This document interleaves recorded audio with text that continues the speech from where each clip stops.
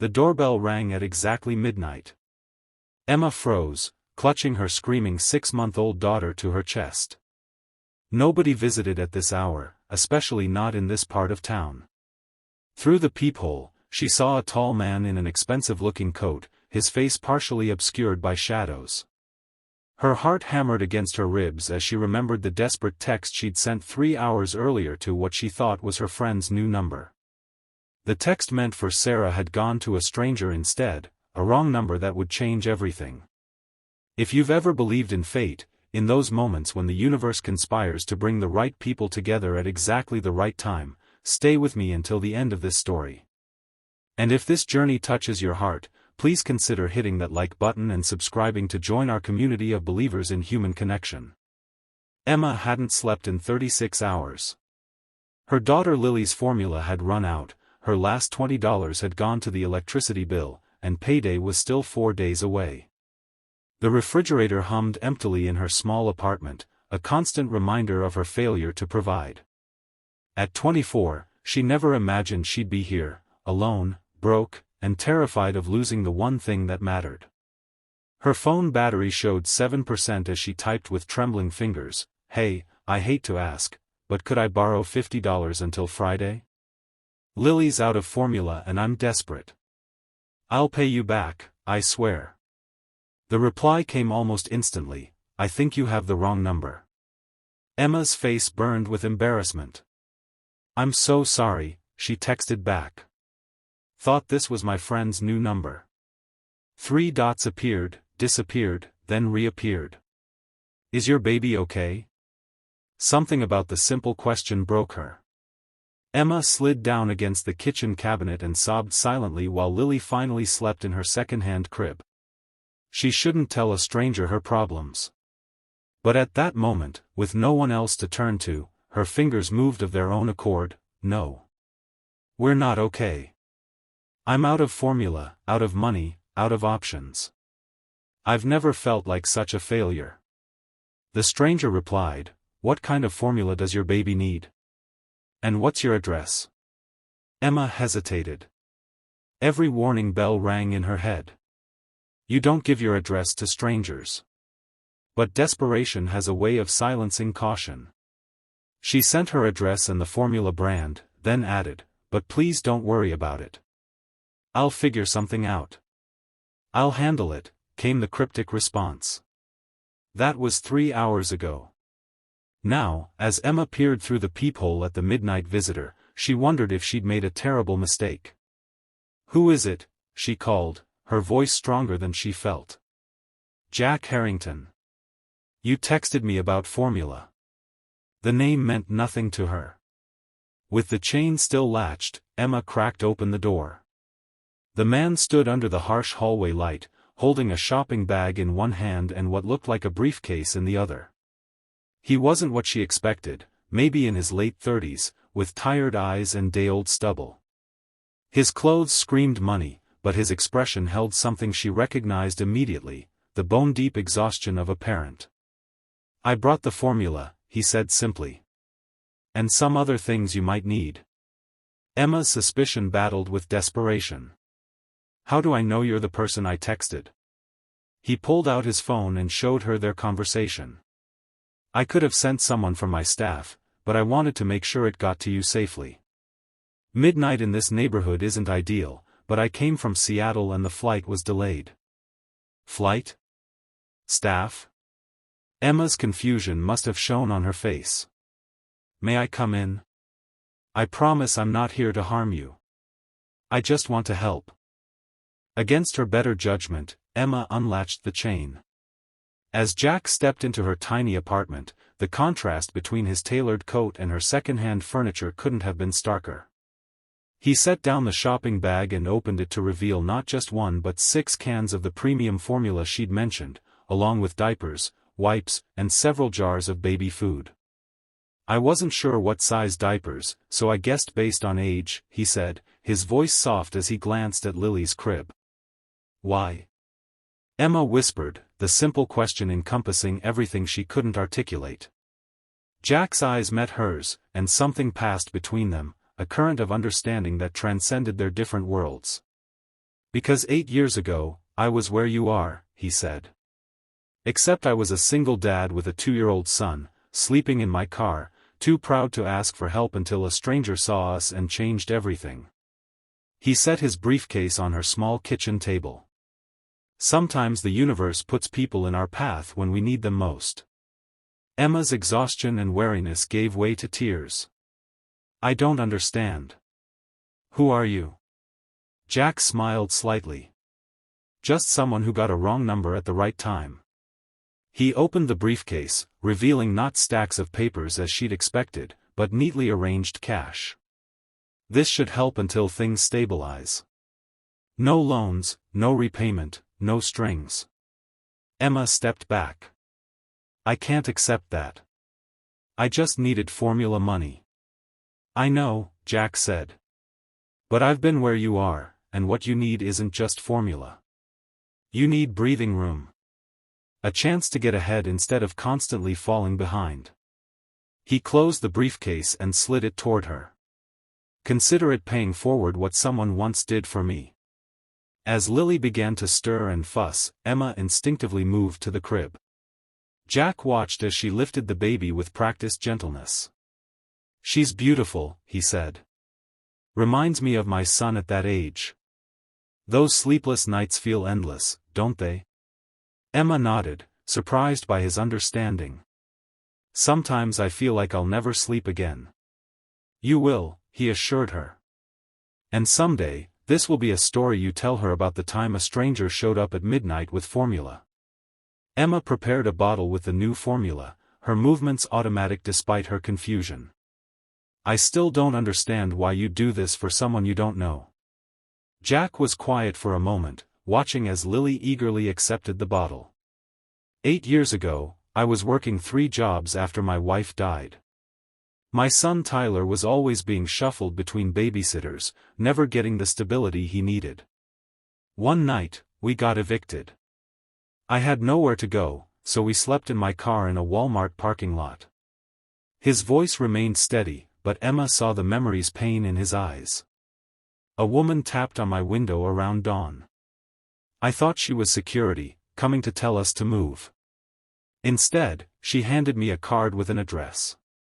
Said it was her brother's apartment building, and he had a vacancy. She'd pay the first 3 months' rent if I promised to use that time to get back on my feet. Jack smiled at the memory. I thought it was a scam.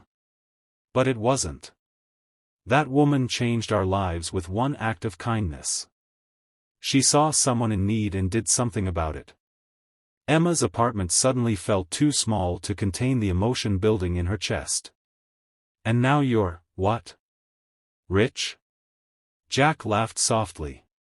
The tech startup I was trying to build while working those 3 jobs eventually took off. Now I'm the CEO of Harrington Technologies. The name finally registered. Emma nearly dropped the bottle. Jack Harrington was indeed a billionaire, his face had been on the cover of Business Insider just last month. You could have sent anyone, she whispered. Why come yourself? Because that woman who helped me didn't send someone else. She showed up herself, looked me in the eye, and treated me with dignity when I felt invisible. Jack moved toward the door. The money in that case isn't charity, Emma. It's investment in your future and your daughters. Use it for childcare, education, a better apartment, whatever you need to break the cycle. Emma's mind raced with possibilities she hadn't allowed herself to consider in months. Going back to finish her nursing degree. Moving to a safer neighborhood. Building a life where midnight visitors brought opportunity, not fear. I don't know how to thank you, she said finally. Jack smiled. 8 years from now, when you're back on your feet, find someone who needs help and show up for them. That's how you thank me. As he turned to leave, Emma called after him. Wait, how did you know my name? I never told you. Jack paused at the door. I have resources. I wanted to make sure you were legitimate before I showed up with cash at midnight. His expression softened. Your student records show you were 6 months away from your nursing degree when you dropped out. That's a fixable problem. After he left, Emma stood in her apartment that suddenly felt different, as if hope had taken physical form and expanded the walls. Lily had fallen back asleep, her tiny stomach full for the first time in days. The briefcase sat on the table, a tangible promise that tomorrow could be different.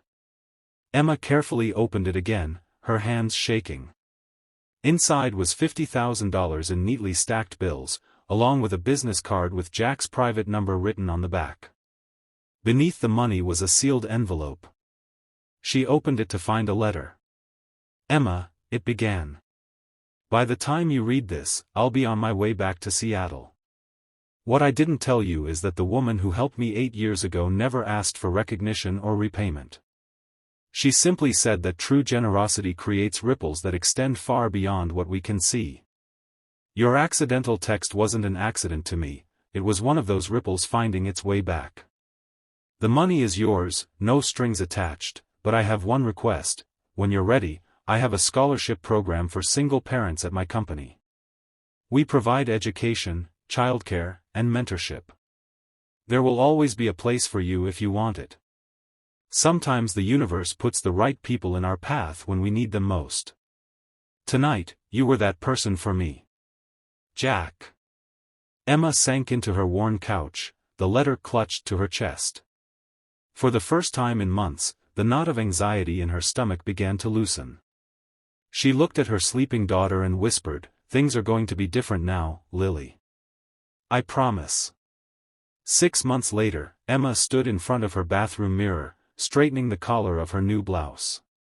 Her apartment, a different one now, in a building with security and a playground, was filled with morning light. Lily babbled happily in her high chair, secure in the routine they'd established. Emma's phone buzzed with a text from her new childcare provider, confirming they were ready for Lily's arrival. Today was Emma's first day in Jack's program, returning to nursing school while working part-time at Harrington Technologies' on-site clinic. The journey ahead wouldn't be easy, but for the first time in years, the path was clear. As she gathered Lily's things, Emma paused at the small frame on her wall, the letter from Jack, preserved as a reminder of the night everything changed. Beside it hung a simple quote she'd had custom-made: "Sometimes the universe puts the right people in our path when we need them most." She touched the frame gently, a promise to herself and to Jack. Someday, she would be that right person for someone else. The ripple would continue. 5 years later, Emma stood in her graduation gown, nursing degree in hand, with 8-year-old Lily beaming proudly beside her. In the audience sat Jack and his teenage son Tyler, applauding with genuine joy.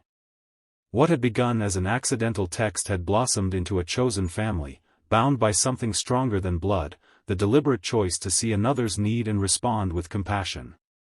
That night, at her graduation celebration, Emma announced the launch of her own nonprofit, a crisis support network for single parents, funded in part by Jack's foundation but built on Emma's first-hand understanding of what families truly needed in their darkest moments. "When I texted a wrong number 5 years ago," she told the small gathering, "I was looking for $50 for formula. What I found instead was a reminder that we're never truly alone in this world. There are people who will show up at midnight when you need them most." Jack raised his glass in a toast.